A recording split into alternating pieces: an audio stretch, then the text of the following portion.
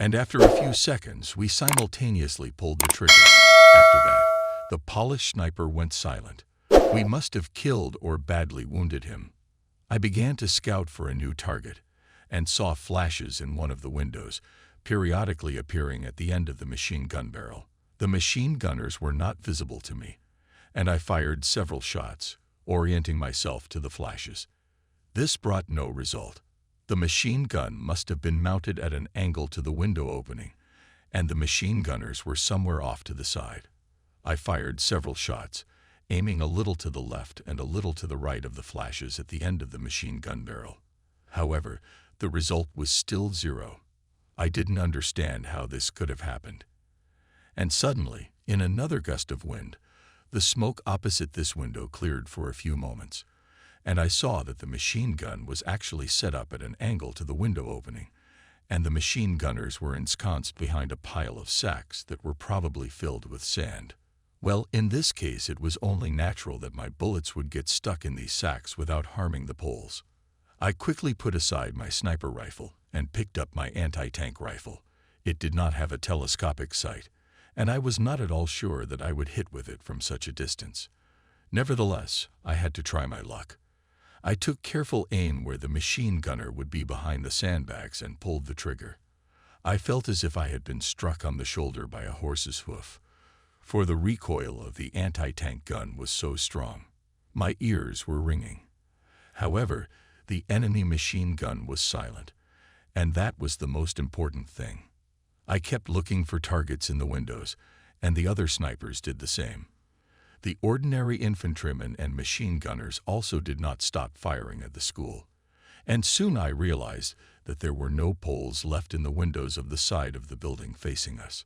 I expected our infantry to storm the building, but it didn't happen. After waiting for a few minutes, I decided to find out what was going on. I turned to Felix. "Felix, you and your guys can cover me while I jump up to the house opposite the school where ours are positioned. They're not storming it for some reason. We need to find out what's going on there." "Come on, we'll cover," Felix agreed. I left him my anti-tank rifle and ran to the 2-story building that stood 100 meters away from us, right in front of the school. "Don't shoot, I'm mine," I shouted, running into the entrance. "Come in, if you belong," I heard a cheerful voice from the apartment on the first floor. Once there, I saw 5 riflemen and 2 machine gunners. "We must storm the building before the Poles get reinforcements," I blurted out. "Are there any other fighters here besides you?" "Our sergeant is in the next building," I was told. There are also several other platoons nearby. Together with one of the soldiers, I immediately rushed to the neighboring building, in the entrance of which I almost ran into the sergeant in a hurry. He was a man of about 40 with the appearance of an experienced and judicious German soldier. I explained to him at once that I was a sniper and that together with other snipers we had definitely made sure that there were no Poles left on the outside of the school building defending it. "Now is the time for an assault," I insisted. "Wait," the sergeant answered me. "I can't throw my guys in there without an order from above. Perhaps we can talk to Captain Beatemback." When I heard those words, I was embarrassed. I myself was only a lieutenant, and the captain was supposed to command the whole company. So I mumbled, "Well, I guess the captain can handle it without us. Perhaps we shouldn't bother him." I turned to leave. "Wait, kid." The sergeant stopped me. "I think you said a good thing, but it really needs to be discussed with the captain." Together with the sergeant, we went out the back door of the house and rushed toward a large group of soldiers standing a few houses behind us. The sergeant led me over to one of the soldiers, who was dressed in exactly the same uniform as the other soldiers, but he was wearing the captain's insignia. "What's wrong, Sergeant?" the captain asked, looking at my companion. "I brought you a sniper from another unit. He claims that there are no Poles left on this side of the school building, which means we can take it by storm." The captain gave me an appraising look. "What's your name, Sergeant?" he asked. I stretched out as I was supposed to do in front of an officer, but I did not salute as was the Wehrmacht custom. "Gunter Bauer, Mr. Captain." "Why didn't you salute me as you should have, Sergeant Bauer?" I did not want the enemy snipers, if there are any nearby, could understand that you are an officer, Herr Captain, I said. Captain Biedenbach looked around nervously, but then smiled. It's all right. You did the right thing, if Luthor. He glanced at my rifle with a telescopic sight. Are you really a sniper? Yes, sir, Mr. Captain. Well, let's get closer and look at the damn school together. The captain, accompanied by the soldiers, walked forward. No sooner had we taken a few steps than a machine gunner on the top floor of a building about 200 meters away from us opened fire on us. A few seconds later, 4 soldiers from the captain's escort collapsed to the ground and screamed in pain. They were wounded. Everyone else, including the captain, immediately fell to the ground so as not to become too easy a target for the enemy machine gunner. And I immediately set up my rifle in a firing position and aimed my crosshairs at the polished machine gunner. Not a minute later, my bullets destroyed both the machine gunner who was firing at us and his partner. Well done, Sergeant Bauer. Captain Biedenbach patted me on the shoulder. Thank you for the praise, Mr. Captain, I replied, still looking around warily. It was finally clear to me that I could not relax. Meanwhile, the captain looked at the patches on my uniform. It was obvious from them what division I was from. Your division participated in the heavy fighting at the capture of Kalitz, he asked me. That's right, Mr. Captain. How many Poles have you killed so far? I was confused. I myself tried to think less about how many people I had killed, but nevertheless I knew a rough figure. About 30, Mr. Captain. The other soldiers standing nearby looked at me skeptically. However, there was no doubt in Captain Biedenbach's gaze. You must stay near me. That's an order, Sergeant Bauer, he said. Yes, Mr. Captain, I replied. Soon we reached the house that was directly opposite the school. However, now the school building was again occupied by machine gunners and polish gunners who were firing in our direction. Damn it, we have to clear the building of them again, I burst out. Calm down, Sergeant. The captain once again patted me on the shoulder. I have another plan. He turned to the lieutenant who was accompanying him. Take 3 platoons and search the neighborhood. We need to find as many Polish anti-tank guns and their ammunition as possible. All this should be pulled here. The captain pointed to the area behind the house we were in. As soon as it's done, report to me. Yes, Mr. Captain. The lieutenant hurried out of the house, accompanied by 2 soldiers. Captain Biedenbach turned to me. Lieutenant Bauer, do you see how old the school building is? Yes, Mr. Captain, I answered. And what did you do before you were drafted? This question seemed unexpected to me, and I blurted out. I worked in my mother's bakery, Mr. Captain. Perhaps that should have been said a little differently. At any rate, after I said it, several of the men laughed, and even Captain Biedenbach himself couldn't help smiling. I was an architect before the army, he said, and I know this type of building.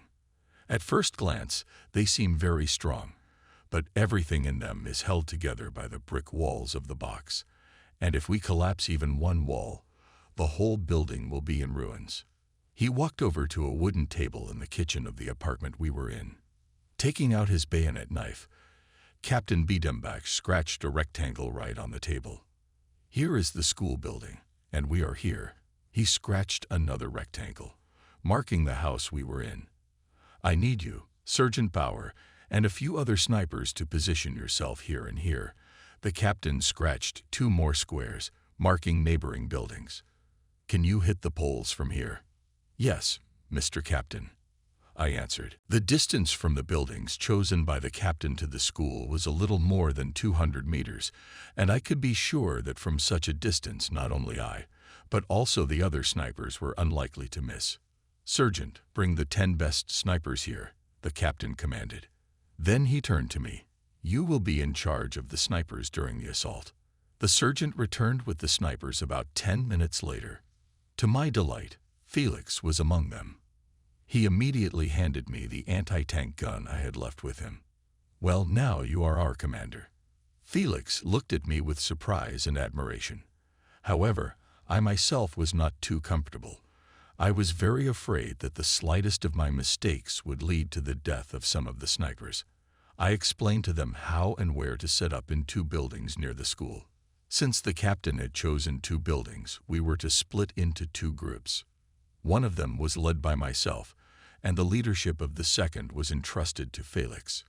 During our short acquaintance with him, I had become convinced that he was quite suitable for this role. Before we occupied the buildings intended for us, I had time to see how the infantrymen dragged 3 Polish anti-tank guns to their destination. They looked to me very much like the German 37mm guns used by the Wehrmacht. Soon a sergeant came up to me. "The captain ordered the snipers to start taking out the school's defenders," he said. "That's right, Sergeant," I replied. Only a few minutes passed, and we occupied the buildings chosen by the captain. "Men, kill every Pole you see in the window of the school, but above all the machine gunners and snipers, if they are there," I commanded. After that I fixed my telescopic sight. I killed 2 enemy machine gunners and noted with satisfaction that the other snipers had done their job just as well. Moreover, one of the Polish gunners was hit by 2 snipers at the same time right before my eyes. There were fewer and fewer defenders of the school left. Meanwhile, I saw that our soldiers had already set up the captured Polish guns just opposite the school building. They opened fire on the brick wall. The number of Poles who were returning fire from the windows increased somewhat, but I and other snipers immediately silenced most of them. And the guns continued to fire on the school. And already the school was shrouded in white smoke. The guns were firing mostly on the first floor, and after about their 30th volley, the entire west wall of the building facing us suddenly shuddered and collapsed. The south wall began to collapse as well. "It's incredible," I exclaimed. "And I always knew that our captain is very smart," said one of the snipers. "The main thing is that he takes care of his men," I said. And then we saw a white flag flying in a window on the north side of the school. Several Polish soldiers came out of the building with their arms raised. They were surrendering. In about 3 hours, the whole town of Kudno was taken. Shortly thereafter, I was told the location of my platoon and was able to return there. The sergeant was already aware that I had not deserted, but was fighting together with another unit, so I didn't have any problems. "What happened to you, Gunther?" asked me Anton, who knew nothing about where I was during the storming of the city. I briefly told him about how I dragged a wounded man, how I could not find my unit, and how we stormed the school. Michael came up to us, the 2 of them, and Anton told me about how they stormed the buildings themselves, and that several other guys from our platoon had died. I felt sorry for those guys, but somehow I was awfully glad that Michael and Anton were unharmed. We continued to discuss the battle for the city. Suddenly, we were interrupted by Sergeant Berger. He called out to me, "Sergeant Bauer." "I'm listening to you, Sergeant." "Gunther, you are taken to another division," he said. "What?" I interrogated, not immediately realized the meaning of his words. "Here is the order of your transfer to the 3rd Infantry Division." The sergeant handed me a yellow piece of paper. It was hard for me to say goodbye to Anton, Michael, and Sergeant Berger. Nevertheless, I had to rush to the new division and report my arrival to the company commander himself. As you might expect, it turned out to be Captain Biedenbach. I saluted him in full uniform. "Lieutenant Bauer has arrived at your command." "At ease, Sergeant," he replied. "I apologize if this transfer was too sudden for you. But I could not allow such a talented sniper to be under another commander. I give you my word, Gunther, you will not regret it." "Thank you for your trust, Mr. Captain," I replied, amazed that the officer called me by name. Usually officers call privates, officers, and even sergeants only by their last names. They treated us almost like slaves. Captain Biedenbach, however, was clearly not one of those commanders. "To justify your transfer, I had to report to the colonel that you are an extremely capable sniper." The captain smiled. He wanted you to report to him in person tomorrow morning. I was completely embarrassed by this attention to my person. My confusion must have been written all over my face. Captain Bidembach patted me on the shoulder with a familiar gesture. "Do not worry, Gunther, in this is nothing special. Our colonel tries to know by sight his best fighters. And if you continue to fight as in today's battle, I think you will still have to show his face." "I will try to fight no worse, Mr. Captain," I replied, still not fully recovered from the embarrassment.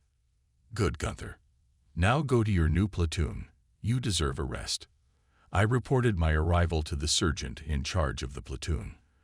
Among my new coworkers, I saw some of the guys I had commanded during the capture of the Polish school. I felt embarrassed in front of them. Most of them, like me, were non-commissioned officers. In battle, however, as a rule, only someone who was considerably older than them could command soldiers of the same rank as him. However, I was probably the youngest of my new comrades. I immediately began to apologize to them, that circumstances were such that I had to be their commander. "Nonsense, don't apologize for that," said one of them. "You were a good commander. None of us were killed or even wounded under your command. Besides, you are a very good shot yourself. We are glad that now you are in our platoon, Gunther." After that, the speaker looked at the anti-tank gun on my shoulder and asked, "What kind of gun is this?" "An anti-tank gun," I answered, taking it off my shoulder and handing it to him. "Massive thing," he said. Another sniper also held the gun in his hands and exclaimed, "This thing weighs 15 kilograms, but it can penetrate even tank armor," I put in. "Are you going to destroy tanks?" Another sniper laughed. "No, but with this gun I killed the Polish machine gunner who was hiding behind a sandbag." "Well, everyone has their own quirks," waved his hand at the sniper who called me a good commander. "Have you heard about the French and English?" Another one of my new coworkers asked me. "No. What about the French and English?" I wondered. "Both have declared war on us." "Fucking hell," I burst out. It became clear to me that the war would not end for me in the Polish campaign, unless, of course, I let myself be killed before the time. With these unhappy thoughts, I soon fell asleep. On September 5, the Wehrmacht forces were busy regrouping for most of the day. Army Group South, which consisted of 3 full-fledged armies with about 1 million men, needed some more time to fulfill the tasks assigned to it at this stage, and seized the cities of Lodz, Ozorko, Radomsko, and Brzezinny. I was glad of the respite. Immediately after breakfast, I began cleaning my carbine and anti-tank rifle. In doing so, I was pleased that I was able to get not only 7 rounds of ammunition for my carbine in the morning, but also 7 more rounds for my anti-tank gun. This gave me a chance to practice with the rifle. I even tried to attach my old 2.5x scope to it, but I was not successful. About 11 o'clock, I was called to the tent that housed the headquarters of our regimental commander, Colonel Holsworth. When I entered, he was sitting at an oak table and looking at the maps spread out in front of him. "Lieutenant Bauer has arrived on your orders, Mr. Colonel," I reported, and saluted and clicked my heels in the proper manner. "At ease, Ensign," the colonel smiled. "May I see your papers?" I was struck by the cordial expression on his face. He was, after all, an officer of such rank, and I was only a sergeant. I hastily handed the colonel my personal soldier's book. After looking through it, he said, "I see you graduated from the sniper school in Berlin." "That's right, Mr. Colonel," I replied. "Well, some old military men are prejudiced against snipers, but I know the true value of such fighters. That is why in my regiment there are several platoons consisting of only snipers, including your platoon." At that moment, a sergeant with a soot-black face entered the tent. He looked about 40 years old. He saluted the colonel and stood at attention. "At ease, Sergeant Summer," said Colonel Holsworth. "I have good news for you. I think I have found you a suitable pupil." "Yes, Colonel, that is indeed good news," replied the sergeant. "Look, right in front of you is Gunner Bauer." The colonel smiled. "He already has 30 unconfirmed enemy eliminations to his credit." "Yes, that's really a lot," considering that the war started only a few days ago. Sergeant Summer looked at me with a scrutinizing gaze. Did he already have any prior experience? No, he was drafted 2 years ago and graduated from the sniper school in Berlin, the colonel replied. Well, then he does have talent, the sergeant said. The colonel looked at me and explained. Before you was Sergeant Hans Summer. He was a sniper in the First World War. He has over 300 confirmed hits to his credit. Although in reality, of course, he's taken out many more than that. Those words shocked me. I was looking at a professional sniper, a professional killer. And after all, I myself had already killed about 30, and probably many more living people, even if they were enemy soldiers. What would I become after I began to learn from this Sergeant Summer? I was sobered by the thought that it would help me get back in one piece to Ingrid and my little Kurt. Nevertheless, I kept quiet. He's not very talkative. I like that. Eschit, Sommer said to the colonel, still looking at me. But we'll have to see if he really shoots that well. You are right, Sergeant, agreed Colonel Holsworth. I'll put Fly Bauer under your command.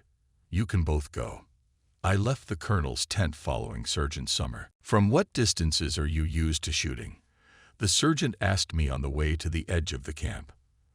From 200 to 400 meters, but a couple of times I've hit from 500, 600 meters. 500, 600 meters. The sergeant interrogated me. Show me your rifle. I put it in his hands. A quick glance at my scope was enough for the sergeant to say, yes, with that scope it's possible.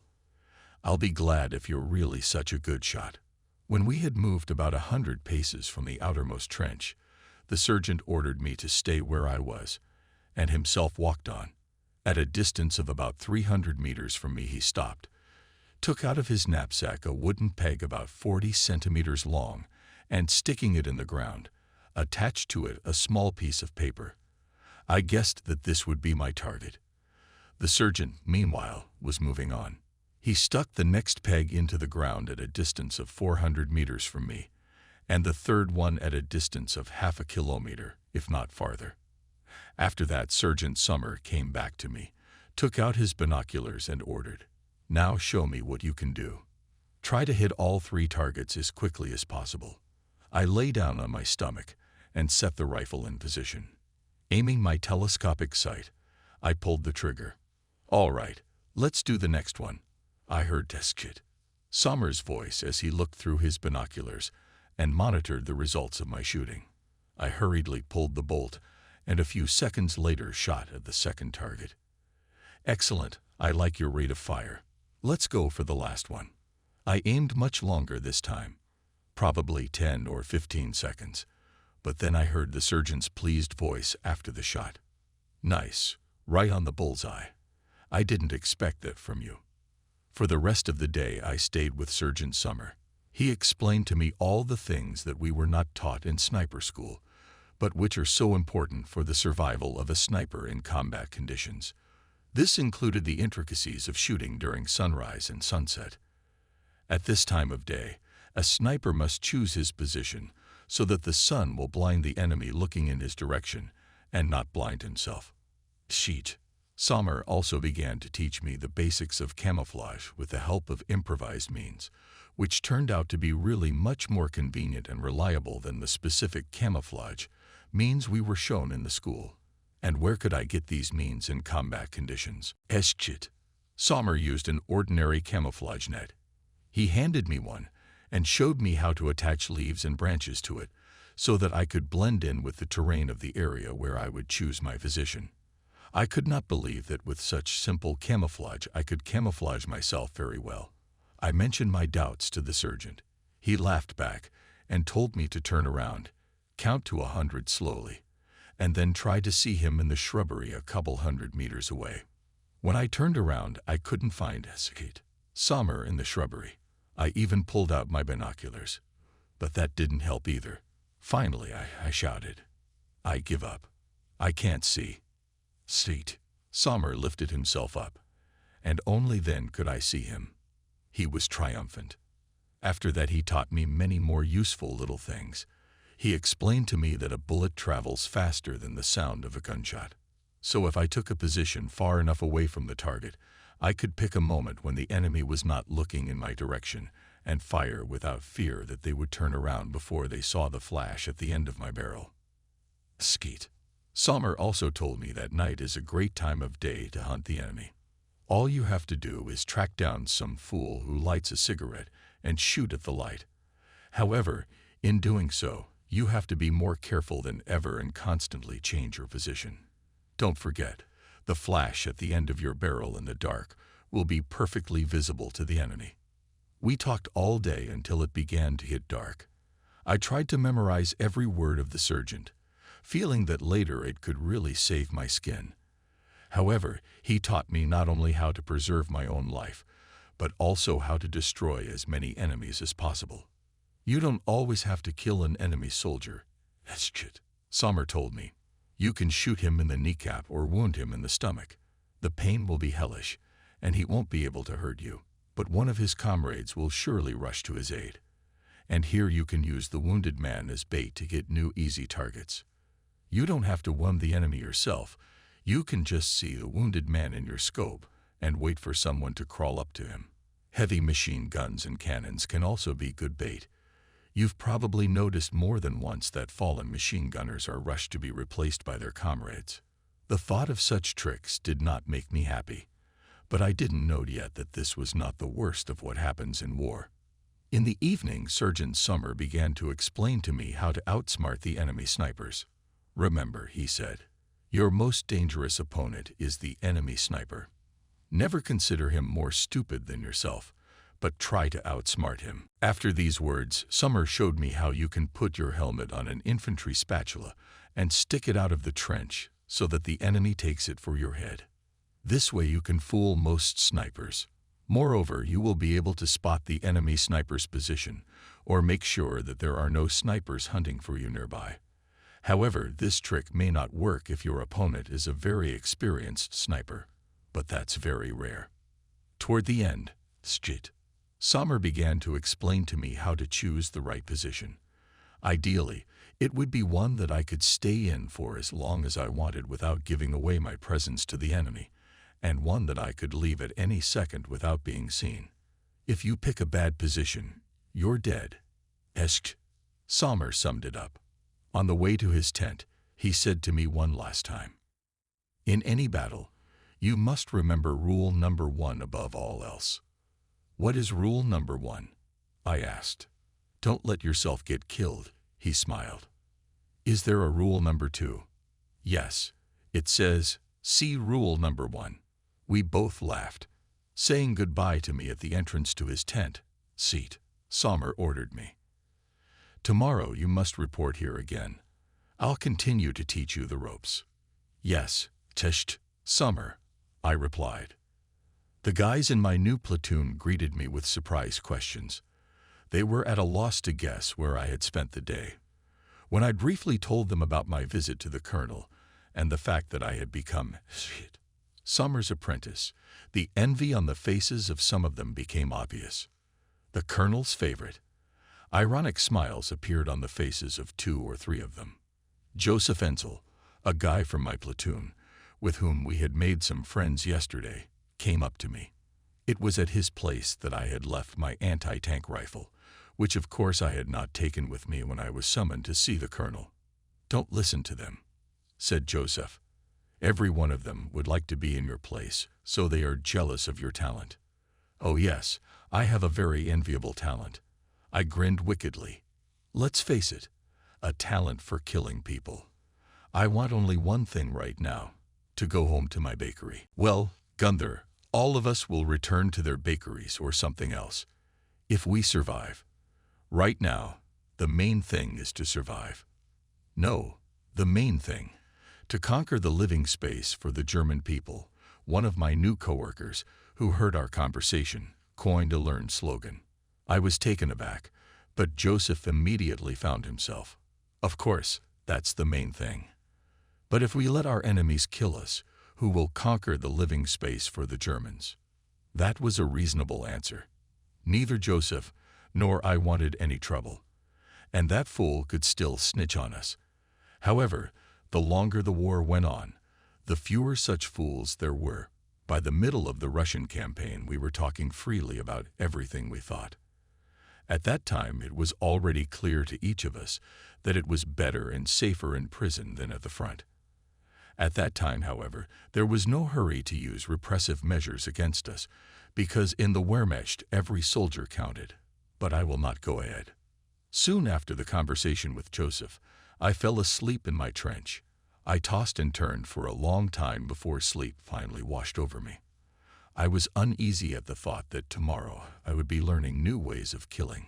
In my situation, though, they were more like survival techniques. I forced myself to calm down at that thought. The morning right after breakfast, our division was mobilized.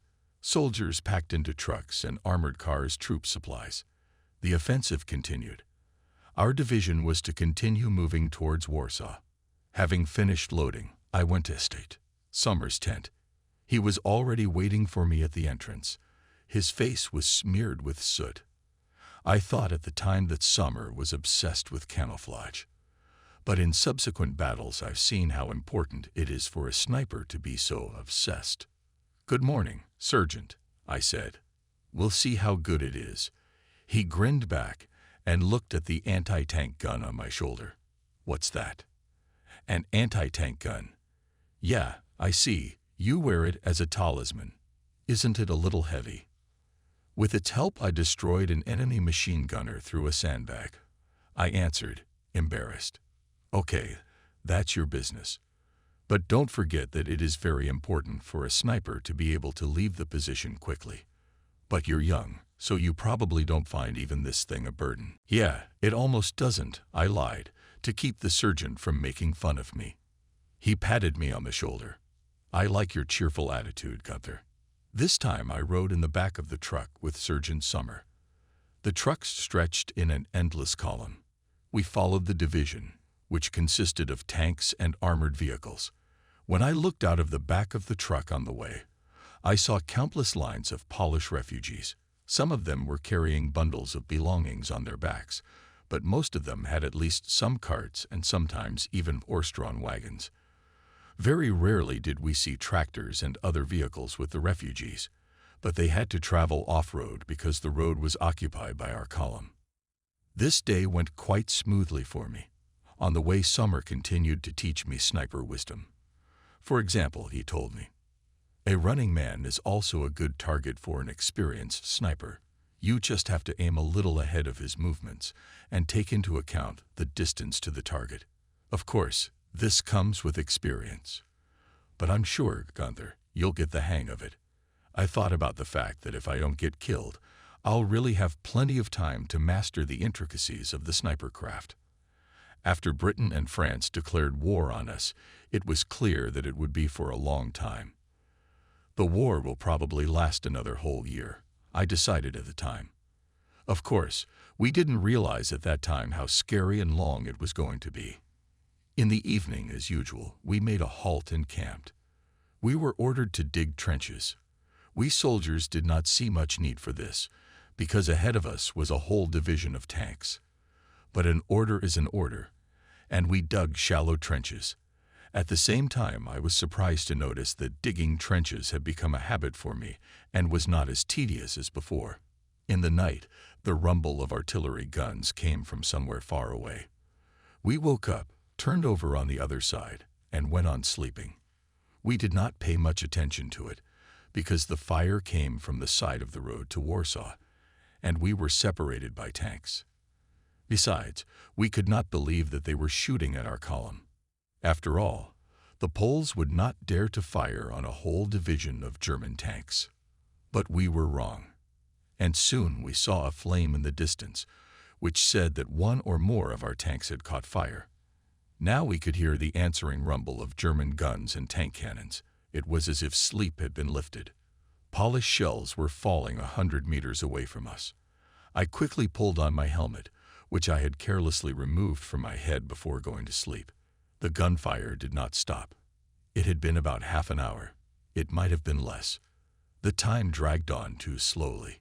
We infantrymen were on the alert. always waiting for the order to attack. Polished shells were exploding closer and closer, and I berated myself for being too lazy to dig a deep trench. However, the main target of the enemy's artillery were tanks, and that was comforting. But a few minutes later, one of the shells fell right into a neighboring trench. After the deafening explosion, I began to hear the howling of the wounded and shouts of, "Doctor!" Fear gripped me. But a few minutes later, a non-commissioned officer jumped into our trench. "Get ready," he commanded. "In 5 minutes, we will go into the attack." His order made me pull myself together. I remembered Summers' words that I would not be too comfortable running with an anti-tank gun, and put it at the bottom of the trench. Soon I was already running in the mass of attackers behind our rushing tanks. Shells were exploding relentlessly near us. Every now and then there were screams and groans of the wounded. I forced myself not to think about it, but just to run. The darkness was now and then illuminated by flares hovering on parachutes. At last I could see the forest ahead. It was about 1 kilometer to the edge of the forest. It was from there that the polished guns were firing at us. At the flash of the next flare, I realized that now we were visible to the Poles as in the palm of my hand. I yelled, "Get down," and hastily collapsed to the ground. Few people heard my voice over the bursting shells, and the instinct of self-preservation, apparently, did not work as well for everyone as it did for me. The Poles did not hesitate to open direct fire on our tanks and infantry. Polished machine guns began to crackle, and in a moment the endless screams and groans of the wounded began to echo around me. Our tanks continued to advance towards the forest, returning fire. In between flares, I ran cautiously forward, hiding behind every unevenness of the terrain. The Poles had a great many anti-tank artillery pieces, and more of our tanks were burning. About 300 meters from the forest, our tanks stopped for some reason, continuing to fire from cannons and machine guns. In the pre-dawn twilight, I could not understand what had happened. But then, getting closer, in the flash of another flare, I saw an anti-tank ditch blocking the road to the forest. The polished positions were no more than 400 meters away. I took up a position behind a hill that more or less covered me and began firing with my sniper rifle, aiming at the flashes at the end of the barrels of the polished machine guns. I don't know how long this went on or how many Poles I killed. Maybe 10, maybe more. The enemy artillery fire had almost died down, but the polished infantry continued to fire at us. Meanwhile, it was getting light. It became unsafe for me to hide behind the hill. I could see a small barn 150 meters away from me. It might be a good hiding place. I pulled the camouflage net over my face and rushed over there. The barn smelled of hay. Moreover, I saw a few goats and a cow in it. The goats were bleating, and the cow wouldn't stop mooing, frightened by the fight. But they were all unharmed. It was like a miracle, and it was a good sign. I decided to take up position in the attic and started climbing the ladder. As I barely poked my head into the attic, I saw a rifle barrel pointed at me. I realized I was finished. But no, I didn't have my whole past life flashing before my eyes. That's what they say, but I didn't have a damn thing like that. Just a kind of emptiness and longing. And the shot never went off. It seemed like a long time, but of course it was only a few seconds, and I heard Sergeant Summers' voice. "If there had been a Pole here, he would have killed you in no time." I almost fell down the stairs with joy. Sommer was lying near the attic window. Through it, as I guessed, he was firing at the Poles, but he remained alert, and hearing my footsteps, immediately pointed his carbine in the direction of the stairs. Looking at me, Sommer laughed. "Well, at least your pants are not wet.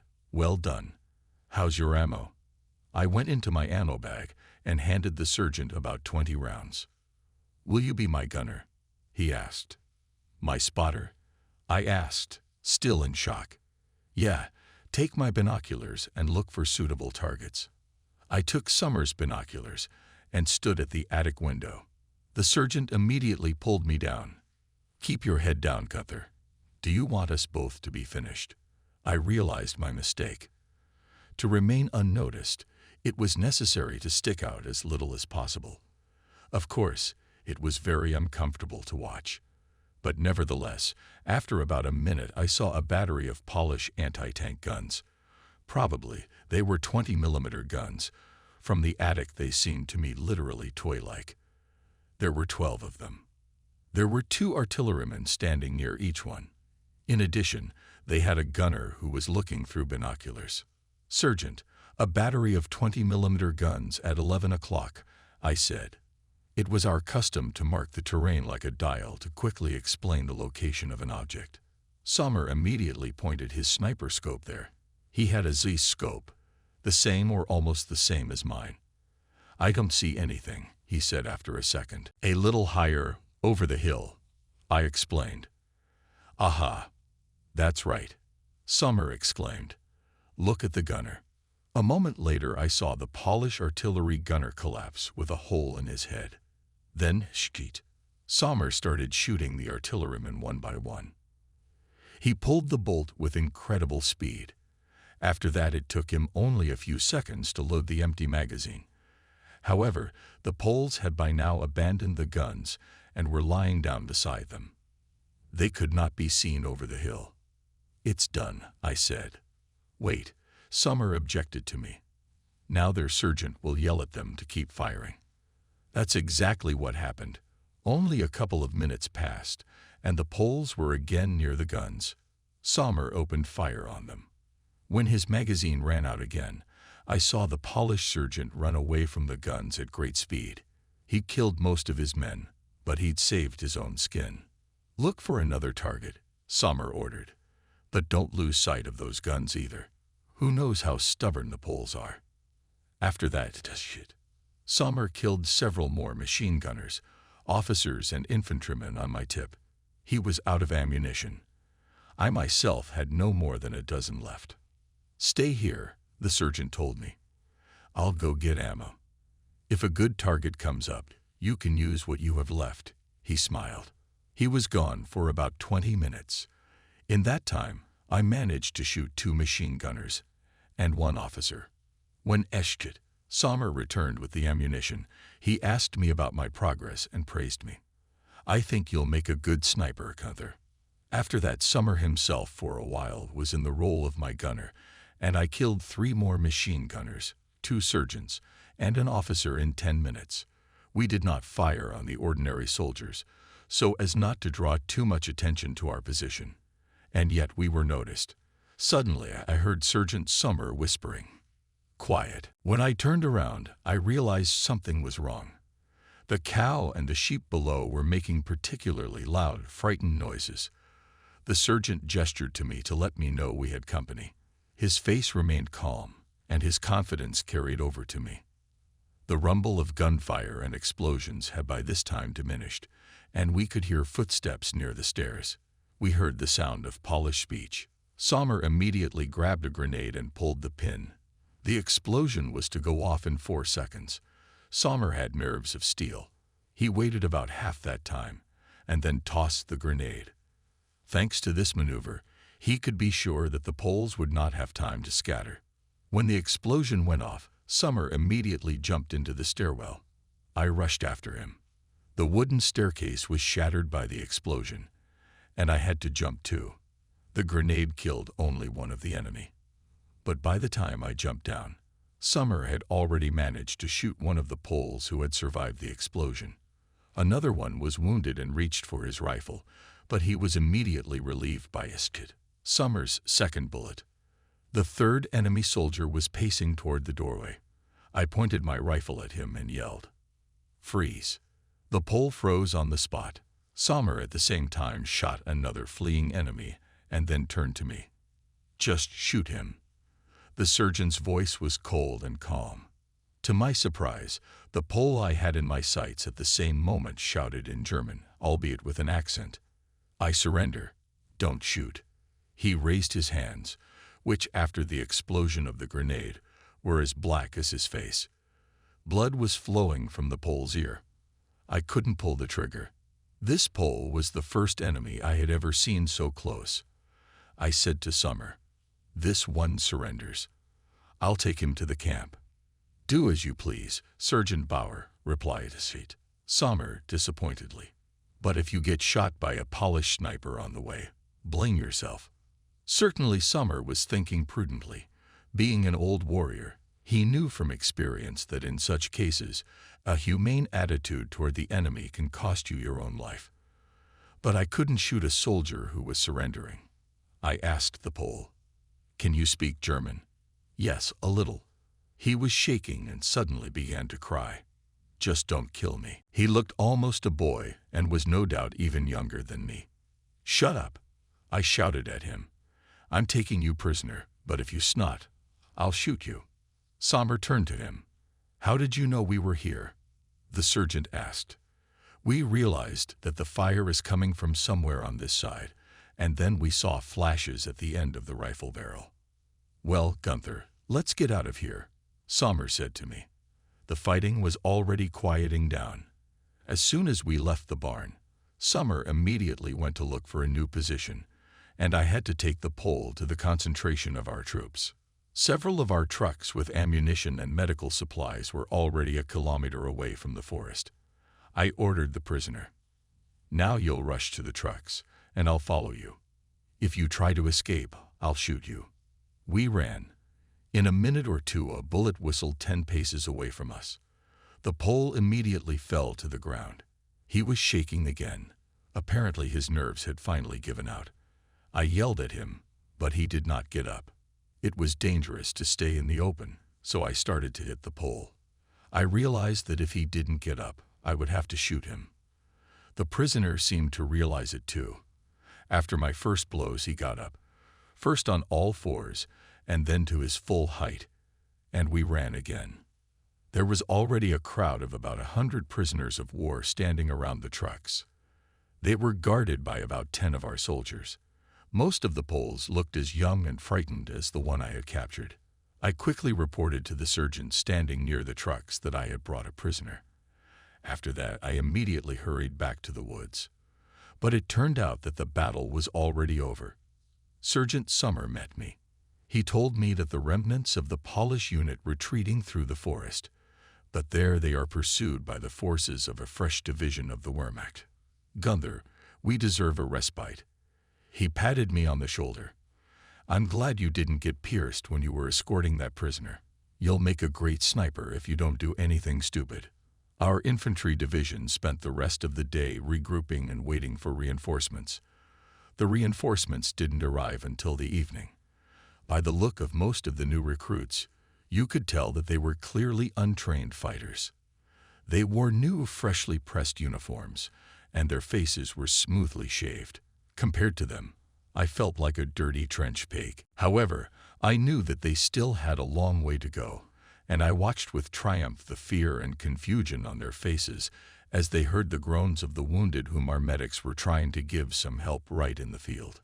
Several other divisions of the Wehrmacht continued to move eastward toward Warsaw, and our division got a little respite to lick its wounds.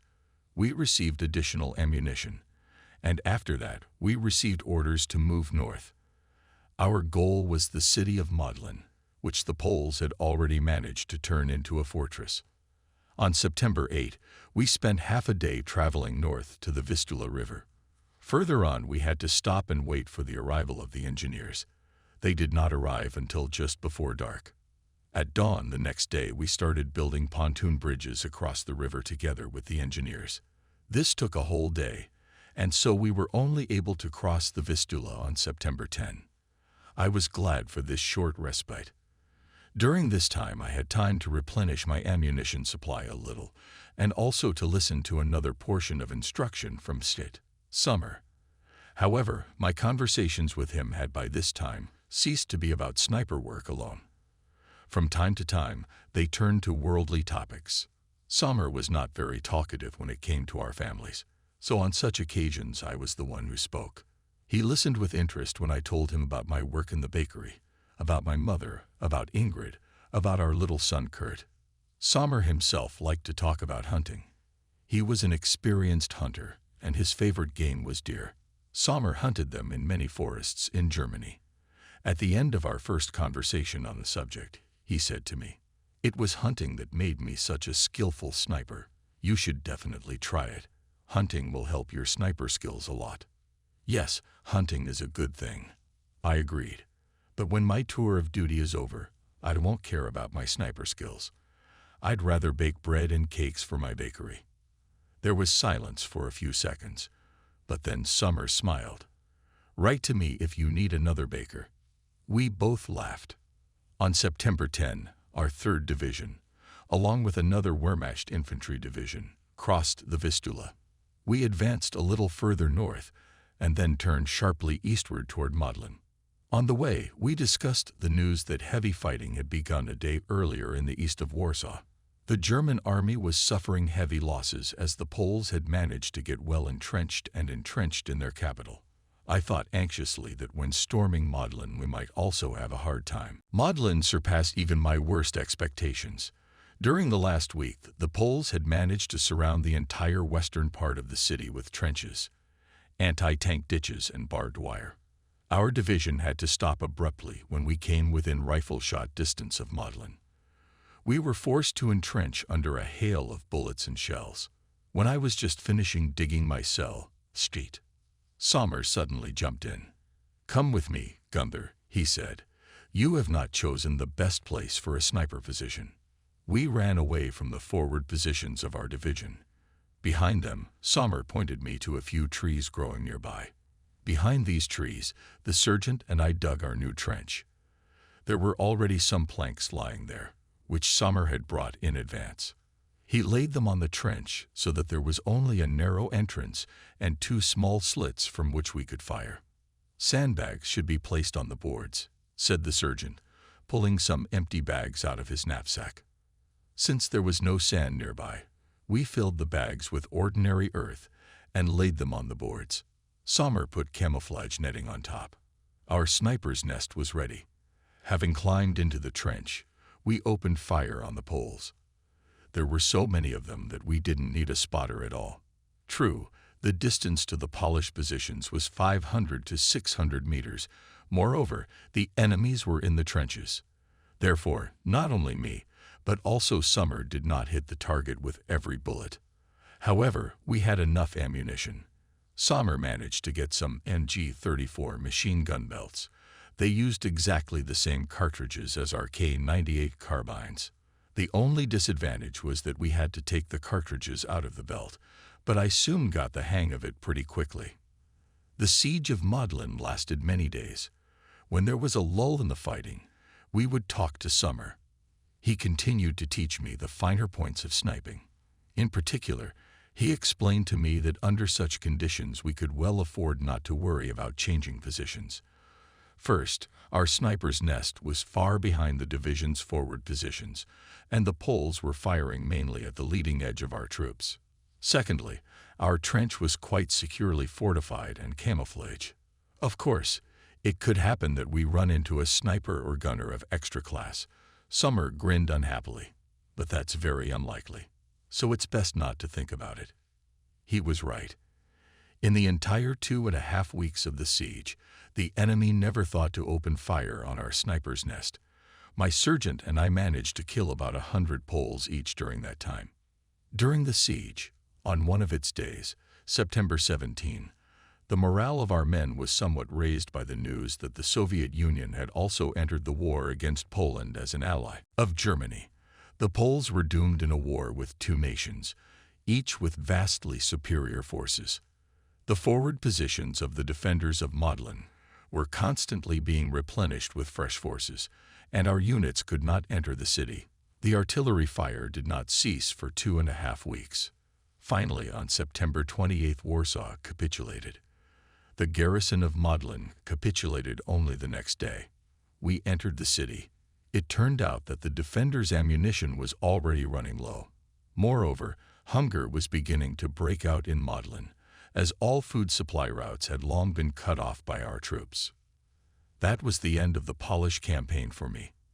However, the last Polish units that continued to resist surrendered only on October 5. After that, Poland was divided into 2 parts. The eastern part was occupied by the Soviet Union, and the western part by Germany.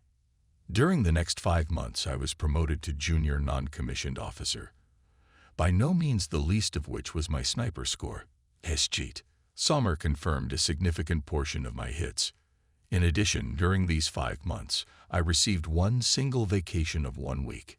Ingrid and my mother almost cried when they saw me on the doorstep. Kurt, on the other hand, reacted quite differently. He was frightened of me and didn't want to recognize me as his father. It really upset me.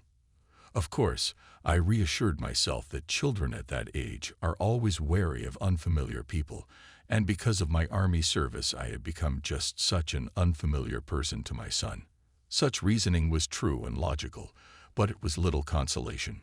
Ingrid and my mother kept asking me what the war in Poland had been like. My answers at first were short. Yes, I saw the fighting. No, I don't want to describe it.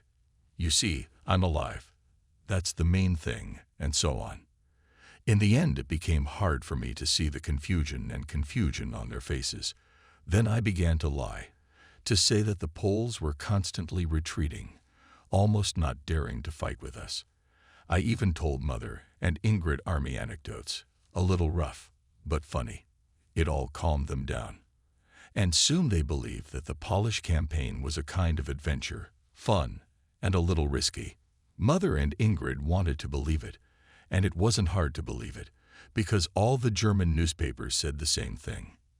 During this vacation, I myself wanted to return to my former cozy world and forget about the army life at least for a week.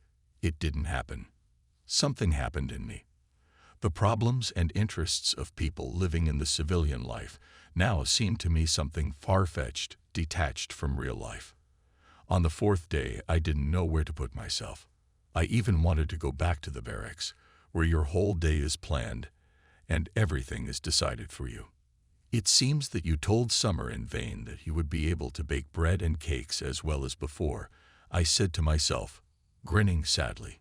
Nevertheless, I forced myself to try doing it again. What's surprising is that my hands haven't managed to forget how to bake bread. For the last few days of my vacation, I spent several hours a day helping my mother and Ingrid with their work. It helped me to feel again, not exactly the same, but at least a little bit like before. I also played with my little boy. By the end of the week, Kurt had gotten used to me, and even called me Daddy 2 or 3 times. However, it was time for me to go back to the unit. By this time our base was already in the Rhineland, which was not far from the French border. Meanwhile, the Second World War continued to heat up. On November 30, Soviet troops invaded Finland. This led to a 3-month war in which the Soviets suffered heavy losses, but achieved the surrender of Finland. This event roughly coincided with my return from vacation, and shortly thereafter, Sommer and I received invitations to transfer to a parachute unit. Parachutists were considered the elite of the German troops. Of all the snipers in our regiment, to become a parachutist was offered only me and Sergeant Sommer. However, I hesitated. I did not need unnecessary adventures on my head. I wanted more than anything to return alive to my family. You still think about it carefully, Gunther, persuaded me Sommer. During the Polish campaign, parachutists were ordered only to cut communication lines and railroads. They didn't even have to take part in the fighting. Our skin will be much safer in these troops. After thinking about it, I also decided that the elite troops would not be used as cannon fodder. Besides, if all your coworkers are professional warriors, then each of you has a better chance of survival. So I agreed. Sommer and I were sent to parachute school for 6 weeks. There we were issued new uniforms, which in Army jargon were called jumpsuits. In addition, we were issued special steel helmets of aerodynamic shape. A jump in an ordinary helmet could end in serious injury for a parachutist. I must say that the use of the German parachute of those years required serious skills from a fighter. At the initial stage, we had a long sports training, during which we practiced the basic techniques, and in particular landing. After that, we moved on to studying the material part. We were taught how to stow parachutes. Strangely enough, I mastered it even faster than Sommer. Our preliminary training ended with the fact that we made jumps from a model airplane. In addition, In each of us, even in the privates, in every possible way developed the ability to make decisions independently. It was explained to us at once that a parachutist should be able to act competently even if all his commanders died. Finally, it came to the real jumps. The first jump each of us performed alone from a height of 180 meters. Hearing the order, I had to stand near the fuselage, clamping the end of the extension halyard in my teeth so that my hands remained free. On command, I hooked the carbine to the longitudinal beam. It moved freely along it as I approached the landing hatch. At the hatch, I had to spread my legs wide, grab the handrails on both sides of the hatch with both hands, and throw myself head down. All this had been practiced many times in training, but at the last moment I was afraid. However, as soon as the order to jump was given, my fear instantly vanished, and I jumped. At first I was just falling down, and I was scared again. But that only lasted a few seconds. The retractable halyard unwound to its full length. It was 9 meters, and ripped the parachute bag out of the satchel along with the dome. In the next few moments, the halyard pulled the bag off the parachute dome, and it opened completely. I jerked sharply, continuing to fly head down, and in a moment the tension of the parachute slings brought me back to a normal position. It felt almost like a blow, knocking me off my feet. But when I came to my senses, I realized that I was swinging on the slings like on a swing. It's an incredible feeling. You get closer to the ground and feel almost like a bird. However, near the ground you had to focus again. You had to land with a forward lean, making movements with your arms and legs similar to those of a swimmer. This avoided injuries when hitting the ground, because our parachutes were descending at a speed of up to 6 meters per second. As a result, many of us were bruised on our first jump, but later we appreciated the high speed of the German parachutes when we had to jump under enemy fire. I should also note that although the German method of parachute opening forced us to jump upside down, unlike the British or Russians, we could afford to jump from much lower altitudes. And this was especially useful for us in Crete, when because of the enemy air defense fire we jumped from a height of only 70 to 80 meters. However, our parachutes had some disadvantages. For example, when jumping, we could not regulate the rate of descent and the place of fall. Moreover, we had to jump with only one parabellum, and all other equipment was dropped separately in special containers, otherwise it could tangle the slings. Consequently, these containers had to be found and unpacked later, often under enemy fire. However, during the first jump I did not think about it. I was much more focused on extinguishing the dome and freeing myself from the parachute straps. This was quite hard, considering that the slings were behind my back. As a result, the first time, the parachute dragged me on the ground for several meters before I was able to take control of the situation. However, I subsequently learned to handle it much more easily. Subsequent jumps were done in groups, and each time we lowered the altitude. The last training jump was performed by the whole platoon, and from a height of only about 100 meters. After that, we finally became officially called parachutists. In April 1940, the German army entered Denmark and Norway. There was practically no fighting there, and so our division was not involved in either of these two operations. I continued to learn more and more of the wisdoms of soldiering. Among other things, I learned how to plant mines, what signs can be used to spot an enemy mine, and even how to defuse some types of mines.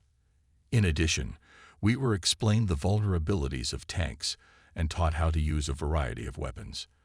By this time, the Wehrmacht had just received a lot of new weapons, both from the German industry and from the Austrian, Czech, and Polish arsenals.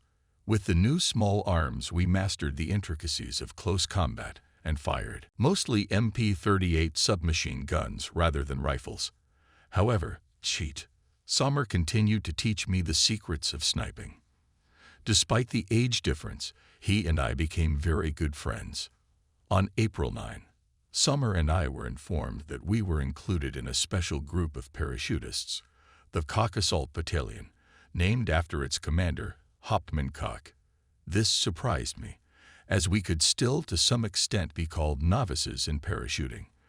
Although, of course, I felt a certain pride. But Summer quickly cooled my ardor. "Don't get conceited," he told me. "You don't know where we'll be thrown." These words did not frighten me, but made me to treat everything with restraint, not overestimating my strength.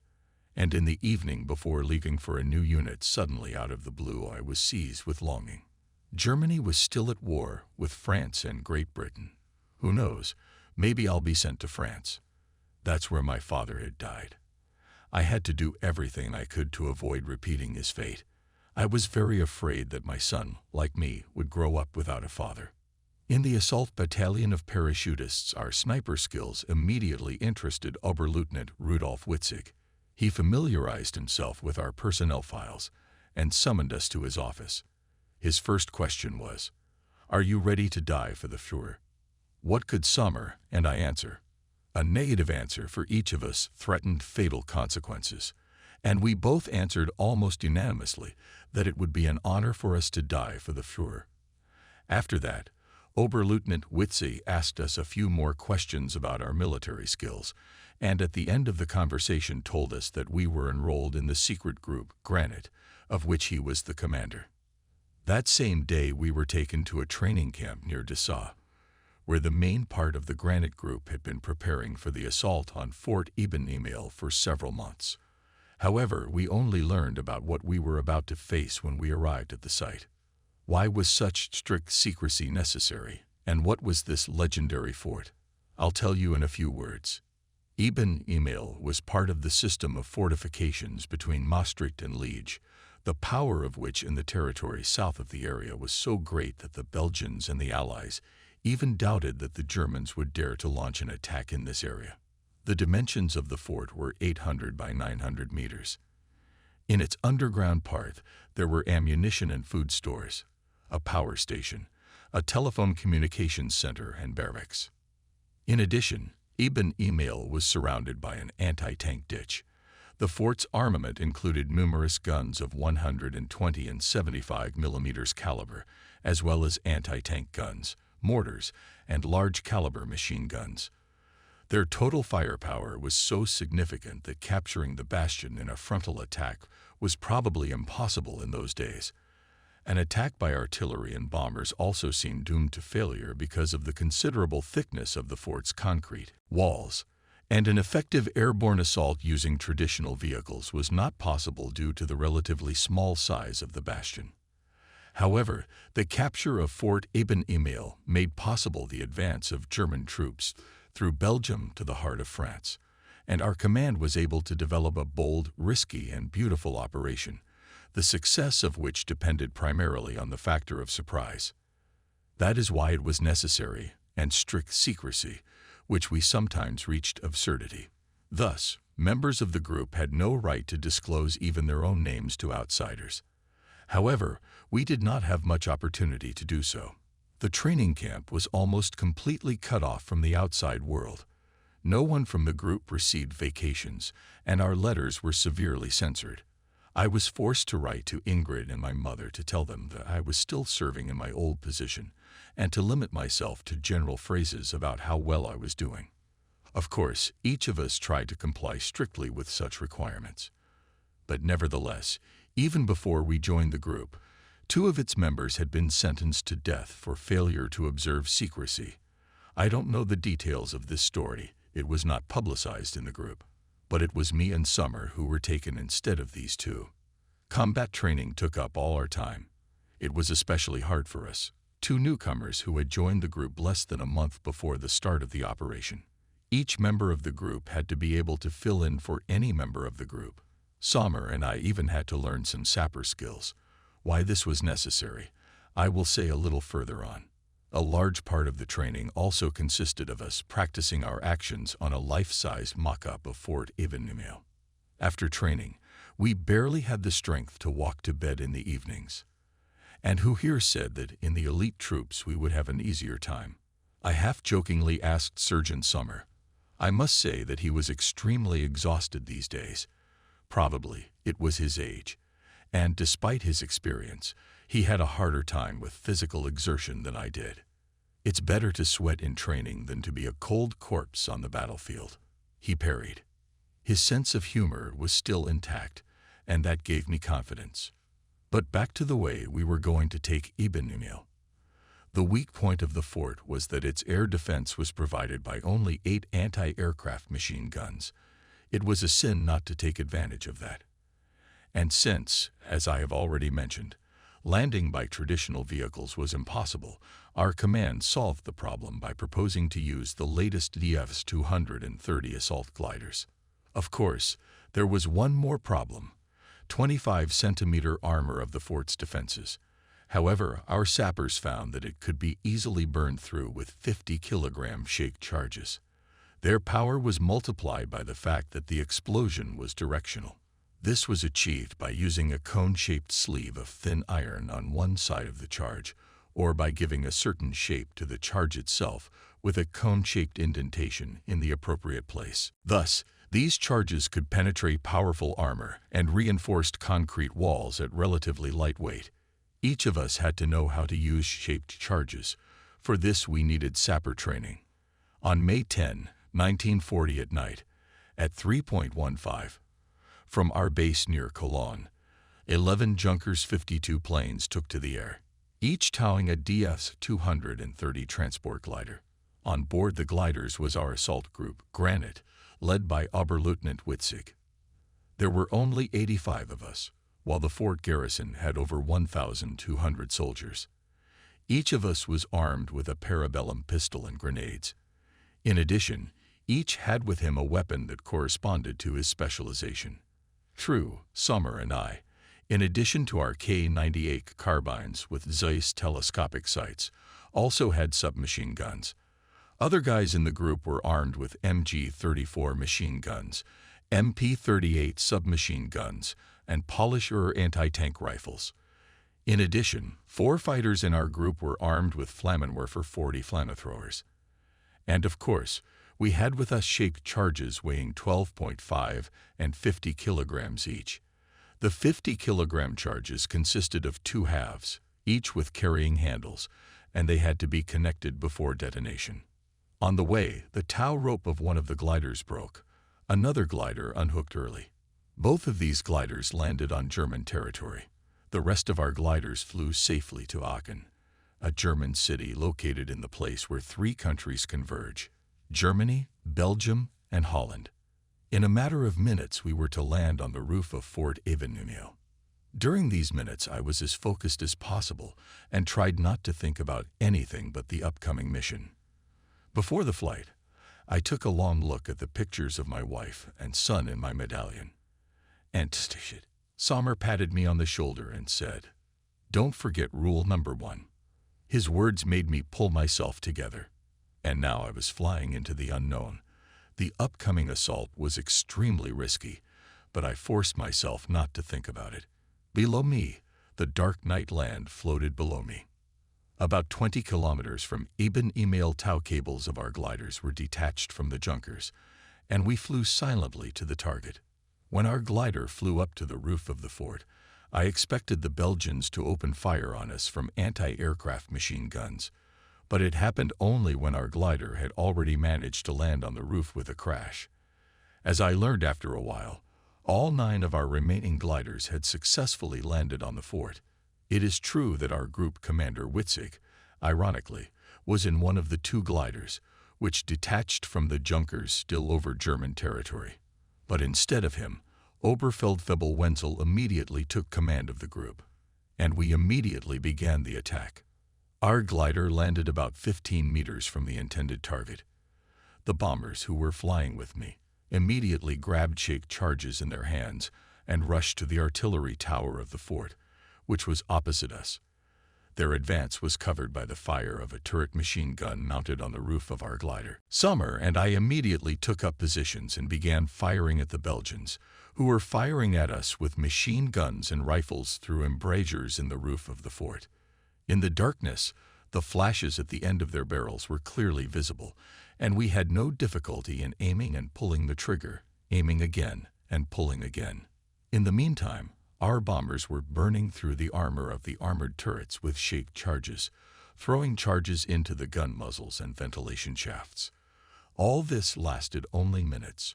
I acted as if in a dream, automatically finding the target and pulling the trigger. Finally, I stopped seeing flashes at the ends of the enemy's barrels. From the somnambulistic state in which I had been all this time, I was brought out of it by Summers' voice. "We've broken in. Let's go." I rushed after him. Soon we were inside the smoke-filled corridor. About 2 floors below, the sounds of battle could be heard. The rifle was useless here, so I slung it on my shoulder and picked up the MP-38 submachine gun that had been hanging around my neck. Tishchit. Sommer did the same before I did. We began to hurriedly descend the stairs. When we entered the room where the battle was going on, we both shouted at the same time, "Friendlies," so we wouldn't get shot by the guys from our own team, thinking we were enemies. The Belgians were shooting back, fortified in the next room. Suddenly I saw a grenade flying at us, and what happened next was something you only see in movies. I would never have believed that such a thing could really happen if I had not seen it with my own eyes. One of our parachutists swung his submachine gun and kicked the grenade toward the Belgians like a tennis ball. A second later, there was an explosion. Ours took advantage of the enemy's confusion and threw several more grenades at the Belgians. A few seconds later, we burst into their premises without ceasing to fire from submachine guns. The defenders of the fort were retreating. One of them killed our parachutist by shooting him in the chest with his rifle. The distance was only a few paces, and it was not hard to hit here. In response, I immediately cut off the Belgian with a short burst. We continued to advance. When we opened another door, we found ourselves in an open space. Directly in front of us was a concrete pillbox with a machine gun nest. The Belgian machine gunners immediately opened fire on us. However, we immediately took positions inaccessible to their fire, and none of us was even wounded. The bullets ricocheted very close to us. From the other ends of the fort there were also relentless lines, explosions and shouts. It seemed that the whole of Ibn Emil had become a war zone by this point. The air smelled of burning, there was smoke, and it was hard to see anything more than 10 meters away. I pulled out my sniper rifle. Sommer did the same. Firing almost simultaneously, we killed 2 machine gunners at once. Other guys from our group immediately took advantage of the fact that the machine gun fire had stopped and threw a couple of grenades in the direction of the pillbox. One of them exploded very close to the firing slot, but 2 other parachutists decided to throw grenades inside the pillbox just in case. They shouted to Sommer and me, "Cover me," and rushed towards the pillbox. We put our sights exactly on the firing slot. Soon the paratroopers' grenades flew in. There was a big explosion. Now we could be sure that the pillbox was neutralized. However, immediately behind the pillbox was another of the fort's structures. In its steel door was a small firing gap through which the Belgians were firing at us with rifles. Almost without aiming, I fired there. I must have hit one of the enemy, and the fire died down for a second. That was enough for our flamethrower to run up to the door. A jet of fire burst from his barrel, and we heard the shouts and howls of the Belgians. Black smoke billowed from the gap. Another parachutist immediately placed a 12.5 kilogram shake charge on the door. We all bounced back to our shelters. There was an explosion. Immediately, without wasting a second, we all rushed inside the structure. The corridor was filled with dead and dying Belgian soldiers. Some of them continued to howl and moan quietly. Just in case, we finished them off with bursts from our submachine guns. The corridor ended with another steel door with an observation slit, but no one tried to fire at us from it. When I jumped to the door, I saw the fleeing enemies and immediately opened fire at them, with my MP-38 right through the slit, firing at chest level. They started to fall with screams. To my surprise, it turned out that they were running away in such a panic that they hadn't even locked the door. It was quickly swung open by the same parachutist who had previously beaten off a Belgian grenade with his submachine gun like a tennis racket. He threw the grenade inside and immediately slammed the door shut. I bounced around the corner. There was an explosion. After that, we rushed forward. Soon, we were back in the narrow corridor going downhill. There we came upon 2 Belgians waiting for us around the corner. But our bullets beat them. Well, I was beginning to like my MP38. It was a great weapon for close combat in situations like this. On the next floor, we joined another group of parachutists who were breaking through to the next room, but they were hampered by heavy fire from the Belgians. There were still enough grenades left in our small group, so we threw grenades at the Belgians. After that, we rushed in. Some of the enemy fled. The rest we quickly destroyed in a short fight, after which only one of our guys was wounded. Many of us allowed ourselves to relax for a few seconds afterward. It nearly cost the life of a parachutist who kicked a grenade like a tennis ball. I suddenly saw one of the Belgians, who appeared to have been killed, suddenly point his gun at him. However, my turn rang out before he pulled the trigger. "Thank you," the parachutist I had saved his life said to me. His face paled for a moment. He must have thought he might have just died. A moment later, we all ran on, continuing to storm the fort. What were the results of our actions by this point? Only in the first 15 minutes of the battle, the Granite Group managed to destroy 7 casemates and 14 guns. When our dive bombers flew to the fort 25 minutes after the start of the attack, they saw German flags over most of the targets, indicating that these objects had already been taken. As a result, the bombers were able to concentrate their attack on the casemates, which covered the anti-tank moat with fire. The only point of the operation, which we could not perform immediately, is the destruction of the turret with 122mm guns. The thing is that the group responsible for this was in one of the gliders that did not reach the fort. Accordingly, we had the task to disable the turret with our own forces. However, by that time we had already run out of 50-kilogram shaped charges.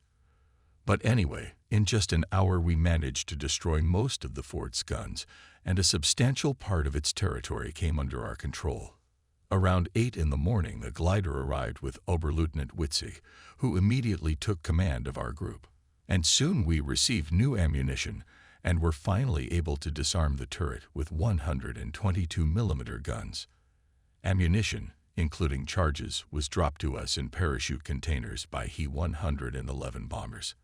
However, it should be said that we did not destroy all the 75mm guns of the garrison. Destruction of some of them was not our priority, and they began to shell the fort with buckshot. Accordingly, the collection of parachute containers was very dangerous, and we already had dead and wounded. Every man counted. Several of the parachutists volunteered at once, but the commander decided to entrust the collection of containers to the Belgians, whom we had already managed to capture. When they were collecting the containers, we kept them in our sights at all times. However, none of them tried to escape. We hoped that the fort's garrison would not fire on our own. However, just before my eyes, 2 Belgians were wounded by buckshot.